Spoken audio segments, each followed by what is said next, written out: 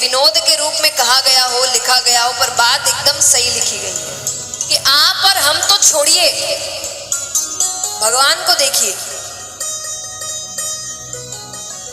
विष्णु भगवान लक्ष्मी जी से विवाह होने से पहले कहाँ रहते थे बताओ? हाँ, बैकुंठ धाम। विवाह से पहले बैकुंठ धाम रहते थे। विवाह के बाद रहने कहाँ गए? क्षीर सागर। रहने की जगह है ये, रहने की जगह है। सोते किस पे है? शेषनाग। ये सोने की जगह है। लेकिन ये सब कब हुआ? शादी नहीं, लक्ष्मी से संबंध जुड़े। लक्ष्मी माने माया। आपको जब धन चाहिए आप किसकी पूजा करते हैं? लक्ष्मी माता की। वो माया है। तो कहते हैं कि अंध रमा संबंध ते होत न अचरज कोई, कि लक्ष्मी से संबंध जुड़ने के बाद व्यक्ति ऐसी वैसी हरकतें करे तो ज्यादा आश्चर्यचकित होने की जरूरत नहीं है। कि अंध रमा संबंध ते होत न अचरज कोई। क्यों? कि कमल नयन नारायण हूं, रहे सर्प पे सोए। अरे जिसके कमल जैसे बड़े बड़े नैन, छोटी छोटी आंखें हो तो समझ भी आए कि ठीक से दिखा नहीं, और उनकी तो श्रृंगार की जब बात ही होती है या उनके रूप की तो कहते हैं उनकी आंखें इतनी बड़ी बड़ी है, कमल जैसे बड़े नैन हैं। लेकिन वो भी शेषनाग पर जाकर सो गए। तो जब वो ऐसे करेंगे तो हम और आप तो करेंगे ही। तो यहां पर इंद्र ने हरकत कर दी। अब दुर्वासा ऋषि उसी रास्ते से वापस गुजर रहे हैं। उन्होंने अपनी माला पहचान ली। उनको क्रोध आया। उन्होंने क्रोध में आकर कहा, जिस 3 लोक 14 भुवन का तुम्हें इतना अहंकार है ना, मैं श्राप देता हूं वो तुमसे छीन लिया जाएगा। अब जैसे हर मोहल्ले में ना एक ना ऐसे अंकल आंटी होते हैं जिनके कान हमेशा पड़ोस वालों के दरवाजों पर लगे होते हैं। हर मोहल्ले में एक ना एक होता है। किसके घर झगड़ा हुआ, किसके घर क्या हुआ, किसके घर दिक्कत हुई, उसके पास सारी खबर रहती है। तो यहाँ पर देवताओं के दरवाजों पर हमेशा लगे थे शुक्राचार्य जी, दैत्यों के गुरु। उनके कान यही लगे रहते थे, किसको श्राप मिला, किससे गलती हुई, किसका फायदा उठाऊं। तो यहाँ इंद्र को श्राप मिला नहीं कि शुक्राचार्य जी दैत्यों से कहते हैं आक्रमण कर दो। आक्रमण करते हैं, 3 लोक 14 भुवन दैत्यों के पास चला जाता है। अब भगवान के पास गए देवता। भगवान कहते युद्ध तो नहीं कर सकते, इंद्र श्रापित है, क्या करे? बोले मित्रता कर लो। क्यों? बोले समुद्र मंथन करेंगे, उसमें से अमृत निकलेगा, मैं अमृत तुम सबको पिला दूंगा, उसके बाद युद्ध करोगे तो जीत जाओगे। अब दैत्यों के पास ये प्रस्ताव लेकर गए। दैत्य भी मान गए क्योंकि उनको भी पता है कि अमृत निकलेगा, और उनको ये भी पता है कि समुद्र मंथन ना अकेले दैत्य कर सकते हैं ना अकेले देवता कर सकते, दोनों को मिलना ही पड़ेगा। तो दोनों मान गए। मदराचल पर्वत को बीच में रखा गया, बासुकी नाग को रस्सा बनाया गया। अब यहाँ पर दैत्य बहुत शक्तिशाली है, उनमें शक्ति बहुत है लेकिन बुद्धि नहीं है, मूर्ख है एकदम। पर भगवान शक्तिशाली होने के साथ साथ बुद्धिमान है। उनको पता है कब बल का प्रयोग करना और कब बुद्धि का प्रयोग करना। तो मंथन आरंभ करने से पहले भगवान ने देवताओं से कहा कि काम करना। अब बासुकी नाग रस्सा बनाया गया है, तो एक तरफ नाग का मुख होगा, एक तरफ पूंछ होगी। तो भगवान कहते तुम जिद करना कि हमें मुख की ओर खड़े रहना। तो देवता जिद करने लगे कि हम यहीं खड़े रहेंगे, हम यहाँ से नहीं हिलेंगे। हम, जैसा मैंने कहा, दैत्य मूर्ख है, उनको लगा ये विष्णु बड़ा चालाक है, जरूर मुख के सामने रहने से कोई फायदा हो रहा है। तो उन्होंने कहा कि अभी हम राजा है, हम मुख की ओर रहेंगे। भगवान कहते बात तो सही है, राजा तो यही है, चलो कोई नहीं, हम पीछे चले जाते हैं। देवता सारे पीछे चले गए। मंथन आरंभ होता है। पहले तो वो पर्वत डूबने लगा, तब भगवान ने कच्छप अवतार लिया, कछुए का रूप लिया और मद्राचल पर्वत को अपनी पीठ पर रखा। अब मंथन करने लगते तो मंथन के लिए पहले दोनों नाग को खींचते हैं। जैसे ही नाग को खींचते हैं कि सबसे पहले उसके मुख से विष निकलता है। वो सामने कितने दैत्य उसी से मारे गए, बाकी पीछे हट गए, पर विष तो बच गया। अब अच्छा, समुद्र में वापस नहीं जा सकता, किसी को तो ग्रहण करना पड़ेगा। तब भगवान ने देवताओं से कहा कि महादेव जी के पास जाओ। महादेव जी मान जाते हैं। पार्वती माता कहती है देवता बड़े चालाक हैं, खुद अमृत ले रहे हैं और आपको विष दे रहे हैं, आपकी मृत्यु हो जाएगी। महादेव जी कहते जग कल्याण के लिए मृत्यु हो भी जाए तो कोई बात नहीं। पार्वती माता समझ गई है ऐसे मानने वाले। अच्छा, सभी भगवानों में सबसे भोले भगवान कौन है? भोले बाबा। ये कितनी बार इतने भोले हैं कि ये दूसरों को वरदान देने में खुद ही का नुकसान कर बैठते हैं। उसमें से एक वरदान है भस्मासुर, है ना? उसने महादेव जी की तपस्या करी। महादेव जी कहते क्या चाहिए वरदान? बोले वरदान दीजिए जिसके सर पर हाथ रखूं वो भस्म हो जाए। उन्होंने कहा तथास्तु। तो बोले अब मुझे चेक करना है कि आपने वरदान दिया कि नहीं दिया। महादेव जी कहते कैसे करोगे? बोले पहला आप पर ही रखूंगा। महादेव जी भागने लगे, वो पीछे पीछे आता है। तब महादेव जी विष्णु भगवान के पास जाते हैं। तब विष्णु भगवान ने मोहिनी अवतार लिया, जो समुद्र मंथन में भी वो लेंगे। तो भगवान ने मोहिनी अवतार लिया। अब वो दैत्य कामी भी होते हैं, तो भगवान को देखकर वो भगवान के पीछे दीवाना हो गया, उस मोहिनी रूप के पीछे। अब वो नृत्य करने लगे। अब वो दीवाना, वो भगवान कहते तुम भी नृत्य करो। बोले मुझे नहीं आता। बोले मैं जो जो कर रहा हूं वैसे करो।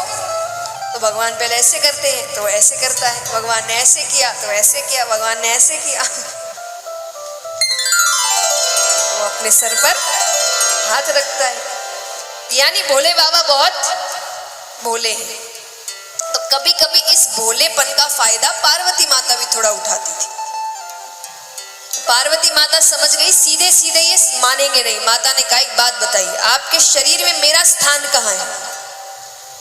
भोले बाबा ने कहा आप मेरे हृदय में रहती हैं। तो बोले वो विष तो गले से हृदय में भी उतरेगा? बोले हाँ उतरेगा, मेरी भी मृत्यु हो जाएगी, आप पर पत्नी हत्या का कलंक लगेगा।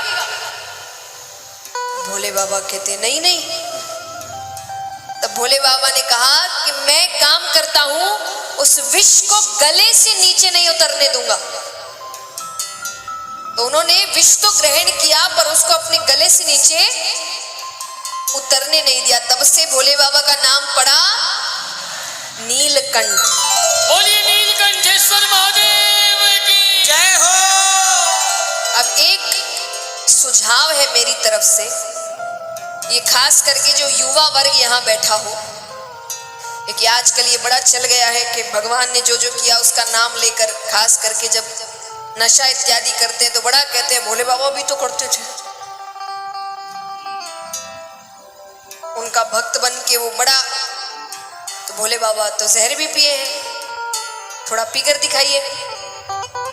मैं उन सभी से कहूंगी कि आप, भोले बाबा ने विष पिया, आप भी एक बार विष ग्रहण करिए। अगर आपने उसको पचा लिया तो फिर आप भी जो आपको करना है वो करिए। अगर आपने उसको उस रूप से पचा लिया जो भोले बाबा कर सकते, और अगर वो नहीं कर सकते तो ये भी नहीं कर। अपने मन के हिसाब से बराबरी मत करिए कि ये काम अच्छा लगा तो भगवान का नाम लगा दो। भाई भगवान ने भी किया, कृष्ण जी के लिए लोग करते, ये भी किया वो भी किया, ऐसा करते वैसा करते, तो वो तो गोवर्धन पर्वत भी उठाते हैं। आप छोटा सा पहाड़ी उठा दो। उन्होंने 7 फन के सर्प के ऊपर नृत्य किया था, आप एक फन के सामने खड़े रहकर दिखा दो, वहीं बेहोश हो जाएंगे। अगर ये सब नहीं कर सकते तो फिर बराबरी किसी चीज की मत करो। और मैं हमेशा कहती हूँ उन लोगों के लिए जो ये कह भगवान की बराबरी करके अपनी लीलाओं के बारे में बताते कि हमने इसीलिए किया क्योंकि भगवान ने भी किया। हम में और भगवान में एक बहुत बड़ा अंतर है।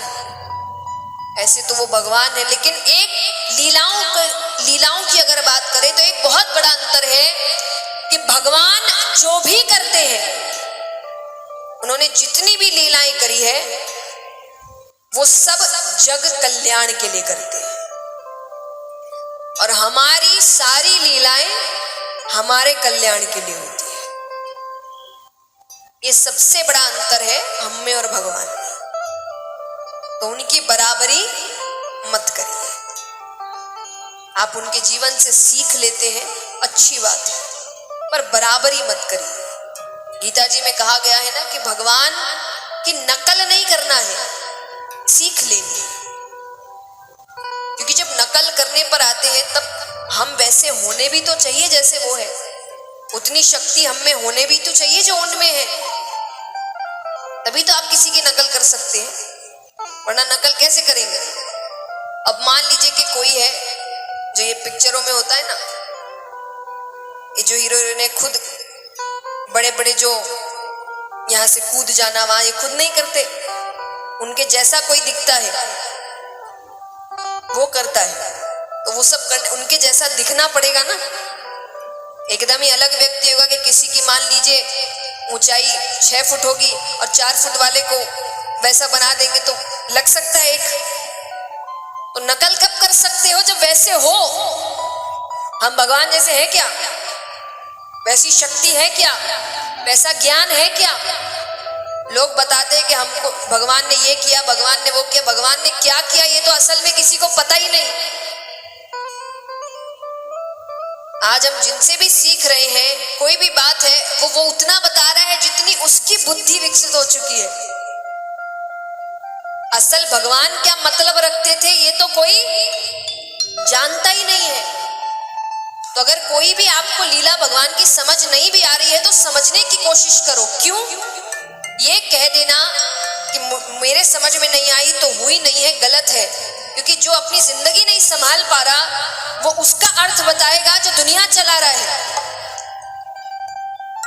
हम हर दूसरे दिन हमको लगता है हम क्या करें, ये दिक्कत का सामना कैसे करें, मुझे तो समझ नहीं आ रहा। जब आपको आपकी जिंदगी की छोटी छोटी चीजें समझ नहीं आ रही तो जो दुनिया चलाने की बात करते हैं उन ग्रंथों में जो बात लिखी है वो हमको कैसे इतनी आसानी से समझ में आएगी। दिमाग उतना विकसित होना भी तो चाहिए ना।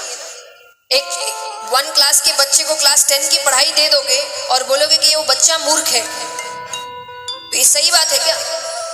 या ये बोल दे कि वो पढ़ाई गलत है क्योंकि उस बच्चे को नहीं समझ आ रही? दोनों ही बात नहीं हो सकती ना। तो वेद शास्त्र को समझने में समय लगता है, इसीलिए तो कहा गया है इनको समझने के लिए गुरु होना चाहिए, वरना आप गलतियां कर बैठते। और गलती करे भी तो कोई दिक्कत नहीं, गलती का अर्थ ही है कि आप सीख रहे हैं। कभी कोई भी नए काम को जब आप करने जाते हैं तो आप 10 काम अच्छा करेंगे, उसमें से एक गलती होगी, लेकिन अगर उस गलती से आप काम ही नहीं करेंगे तो कैसे चलेगा? तो जो व्यक्ति सही करने की कोशिश करता है ना वो इन गलतियों से डरता नहीं। तो हो सकता है मुझसे गलतियां होगी पर मेरा उद्देश्य अच्छा है, मेरा उद्देश्य गलत नहीं है। और जिसका उद्देश्य सही होता है ना उसका साथ भगवान देते हैं, ये सच्ची बात है। तो यहाँ पर समुद्र मंथन आरंभ होता है तो भगवान महादेव जी ने विष ग्रहण किया। अब मंथन फिर से आरंभ करते हैं। मंथन करने के बाद जैसे जैसे मंथन कर रहे हैं कई चीजें निकलती है। कामधेनु गाय, उच्च श्रेवा घोड़ा, लक्ष्मी माता हाथ में वरमाला लिए निकलती है। वरमाला लिए तो सब खड़े हो गए, विष्णु भगवान पीछे, उनको पता है आना कहाँ है। सबके सामने से गुजरती है, देवताओं के सामने से गुजरती है। ज्ञानी है, शक्तिशाली है पर अभिमानी है। दैत्यों के सामने से गुजरती है, शक्तिशाली है पर मूर्ख है। कई ऋषिगण भी खड़े थे, ज्ञानी है, शक्तिशाली है, पर क्रोधी है। भगवान सामने आते हैं, ऐसा कौन सा गुण है जो उनमें नहीं है? विष्णु भगवान के गले में वरमाला डाल देती है। इस प्रकार भगवान नारायण उस दिन से लक्ष्मी नारायण कहलाते हैं। बोलिए लक्ष्मी नारायण भगवान की जय हो। अब यहां पर अमृत निकलता है, दोनों लड़ने लगे। तब भगवान ने मोहिनी अवतार ग्रहण किया। भगवान देवताओं को अमृत पान कराते हैं। अब देवताओं की श्रेणी में एक दैत्य, राहु नामक दैत्य भगवान को पहचान जाता है। वो भी चुपचाप खड़ा हो गया। भगवान ने उसे भी अमृत पिला दिया। जब तक भगवान को समझ आया, भगवान ने सुदर्शन चक्र फेंका, सर धड़ अलग कर दिया, लेकिन तब तक अमृत ने अपना काम कर दिया था। तब से वो दो दैत्य बने, राहु और केतु। अब यहाँ पर देवताओं के पास 3 लोक 14 भुवन वापस चला जाता है, क्योंकि वे सब अमृत पान कर चुके हैं। अब राजा परीक्षित कहे, पर ये तो एक तरीके का धोखा ही है। तो क्या दैत्य चुप बैठ गए? बोले बिल्कुल नहीं बैठे।